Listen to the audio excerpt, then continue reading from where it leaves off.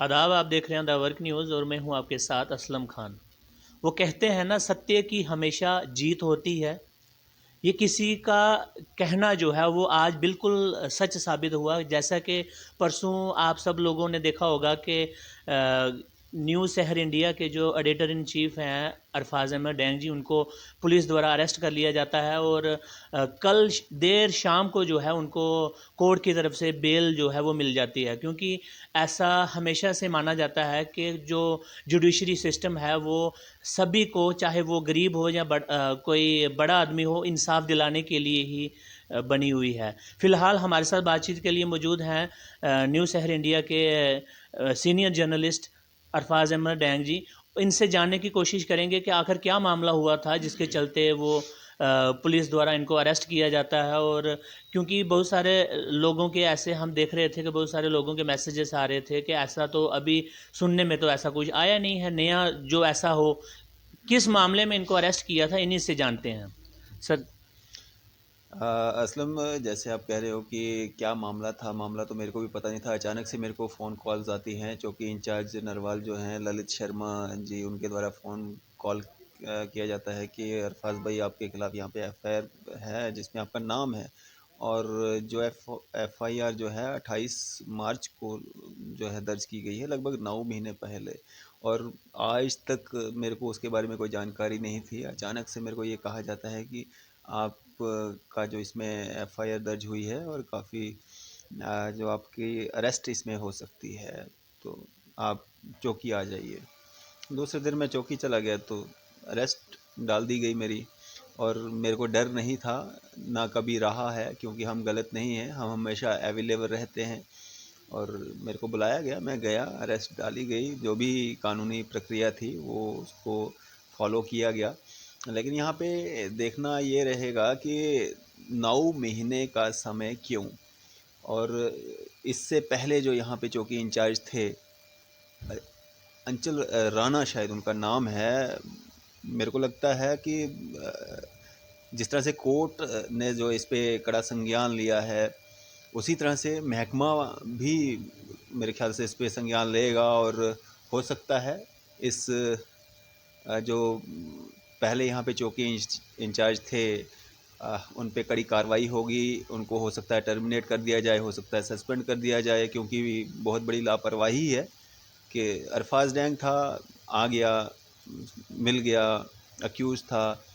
जब एफआईआर दर्ज की गई थी, ये उनका फ़र्ज़ बनता था कानूनी प्रक्रिया को पूरा करते हुए। उनको, अगर मैं उस समय एक्यूज़ था, तो मेरे से पूछताछ उनको करनी चाहिए थी, जो कि उन्होंने नहीं की। और कई बार मैं नरवाल चौकी के अंदर भी गया, उनसे मिला, काफ़ी सारे मामलात में उनसे बातचीत हुई, और उन्होंने कभी इस बात का ज़िक्र नहीं किया कि आपके ख़िलाफ़ कोई यहाँ पे कंप्लेंट है या कोई एफआईआर जो है वो दर्ज की गई है। अब ये जब यहाँ से ट्रांसफ़र हो जाते हैं, डीपीएल में उनकी पोस्टिंग होती है, और यहाँ पे जब नए चौकी इंचार्ज आते हैं, उनके द्वारा मेरे को ये मतलब जानकारी मिलती है। और चौकी इंचार्ज नरवाल जो अभी के हैं ललित शर्मा जी, उनका काफ़ी अच्छा सराहनीय काम है उनका कि उन्होंने जब देखा कि एफआईआर दर्ज है, नाम है, उन्होंने अपना जो कानूनी प्रक्रिया थी, जो उनका फ़र्ज़ था, वो उन्होंने निभाया। लेकिन जो इससे पहले के जो चौकी इंचार्ज यहाँ पे रह के गए हैं, जो इस केस के आईओ थे, उन्होंने कहीं न कहीं जो लापरवाही बरती है। और मुझे लगता है कि कड़ी कार्रवाई होगी, डिपार्टमेंट जो है इस पे कड़ा संज्ञान भी लेगा। हाँ, एक चांस है, एक वजह हो सकती है, मतलब कोई कार्रवाई ना हो। जिस तरह से लोगों में एक मैसेज भी है, अफवाह भी रहती है कि भाजपा में जो भी जाता है वो साफ़ सुथरा धुल जाता है, वॉशिंग मशीन का काम जो है वो भाजपा करती है।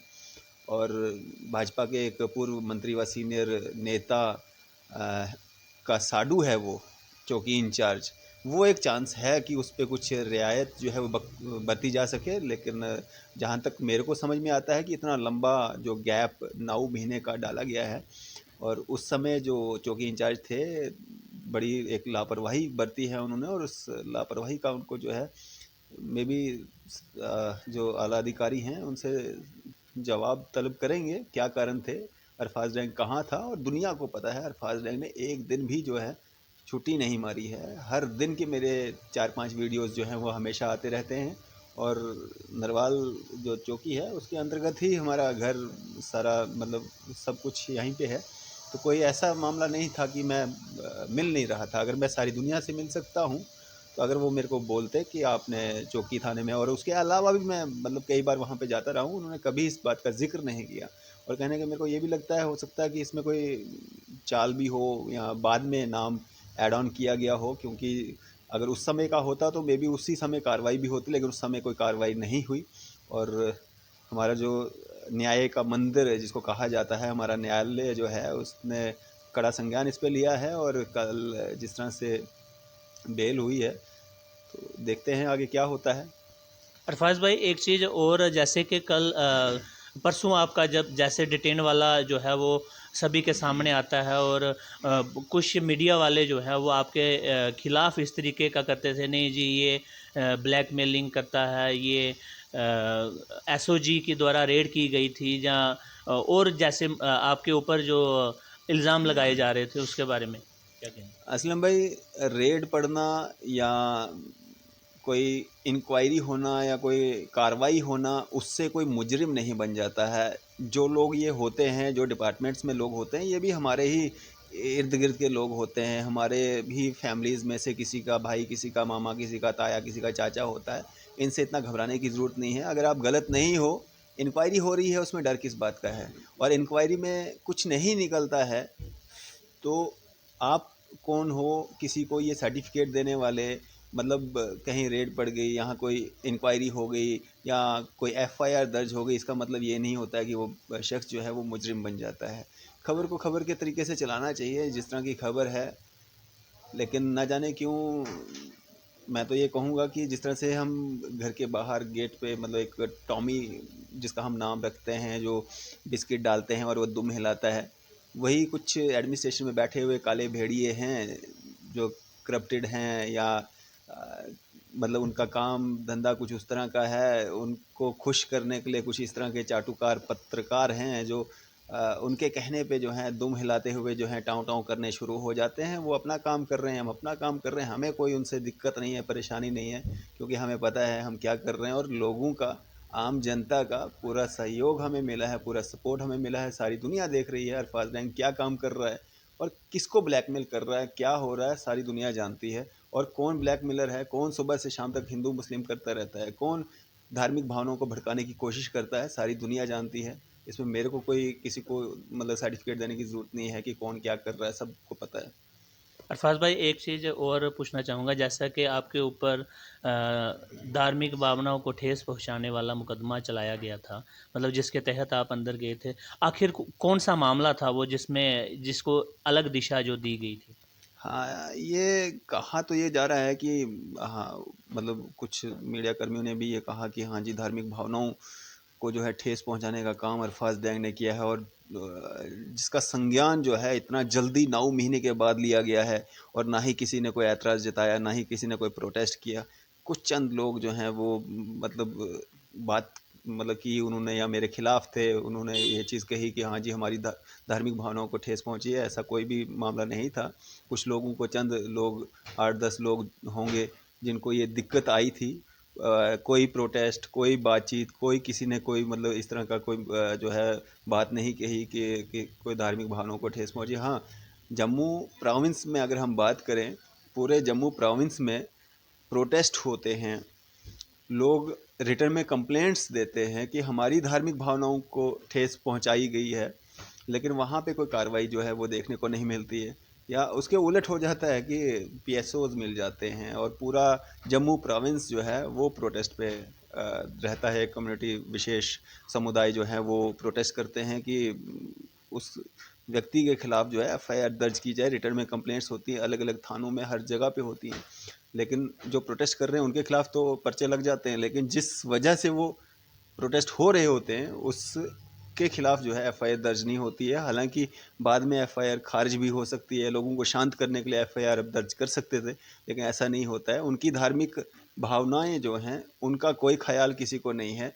लेकिन चंद लोग 4-5-10 लोगों की मतलब धार्मिक भावनाएं हैं, लेकिन पूरे जम्मू प्रोविंस के जो कुछ कम्युनिटीज़ के लोग जो हैं वो कह रहे हैं कि हमारी धार्मिक भावनाओं को ठेस पहुंच रही है, हम रिटर्न में कंप्लेंट्स दे रहे हैं, उनका उसके ऊपर कोई चर्चा नहीं होती है, उस पर कोई कंप्लेंट या कोई एफआईआर दर्ज नहीं होती है। कहीं ना कहीं एडमिनिस्ट्रेशन में बैठे हुए लोगों की कुछ हो सकता है कोई मजबूरियां रही होंगी, वो एडमिनिस्ट्रेशन जाने या वो अ, लोग जाने क्या है आपस में उनका रिश्ता।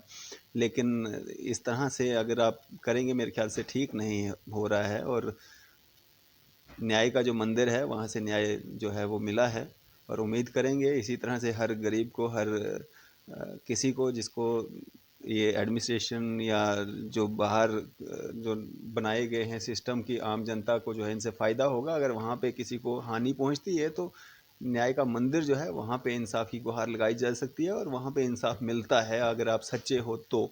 जिस तरह से मेरे को मिला है, लोगों का सपोर्ट मिला है, एडवोकेट्स का सपोर्ट मिला है।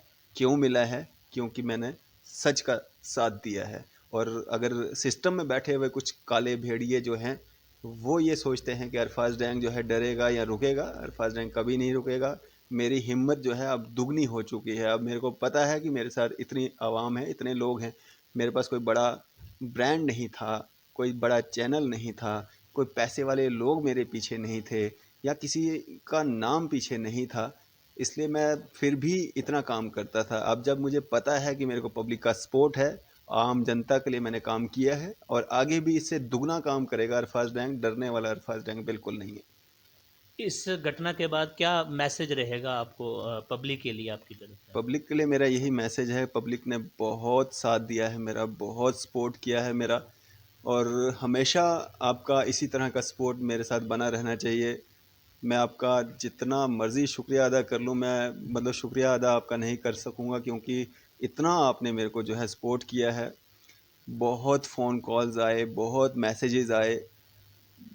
बड़े सारे लोग होंगे जिनको मैं वापस बैक कॉल नहीं कर पाया या मैसेज नहीं कर पाया, उनसे मैं माफ़ी मांगता हूँ, माफ़ी चाहता हूँ। लेकिन आपके प्यार का और आपका जो स्नेह मेरे लिए था बहुत ज़्यादा था।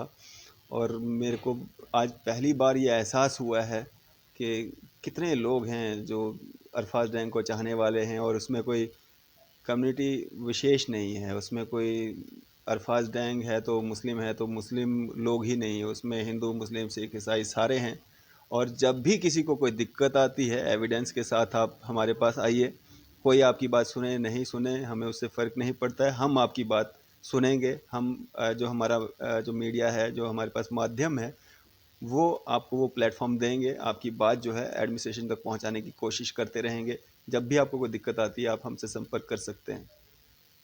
जैसा कि आप सब लोग जानते हैं कि भारत का जो जुडिशरी सिस्टम है वो सबसे मजबूत माना गया है, और इसी के चलते आप समझ सकते हैं कि किस तरह के जो है वो आरोप लगाए गए थे अरफाज अहमद डैंग के ऊपर। और उसके बाद जो है हमारी जम्मू कश्मीर की जो जुडिशरी है उन्होंने इनको बेल पे जो है वो छोड़ दिया गया है। हालांकि बहुत सारे लोगों ने इसको अलग दिशा देने की कोशिश की गई थी, लेकिन फिर भी कोर्ट जो है वो हर एक पहलू को बारीकी से देखता है, हर एक के तर्क सुनता है। आपका क्या कहना है? आप भी अपनी राय ज़रूर रख सकते हैं।